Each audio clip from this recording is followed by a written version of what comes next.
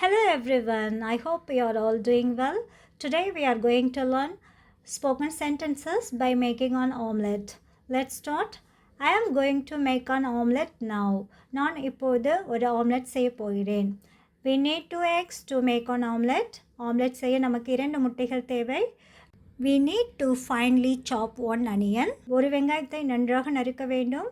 We need to finely chop 3 green chilies. 3 பச்சை மிளகாய்களை நன்றாக நறுக்க வேண்டும். Pluck a few curry leaves from the stalk and add them.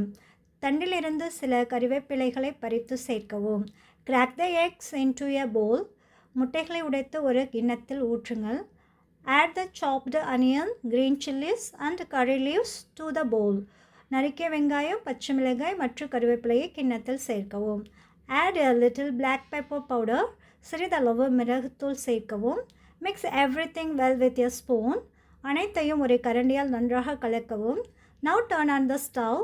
இப்போது அடுப்பை ஏற்றுங்கள். We will see next up in another video. Thank you so much for watching.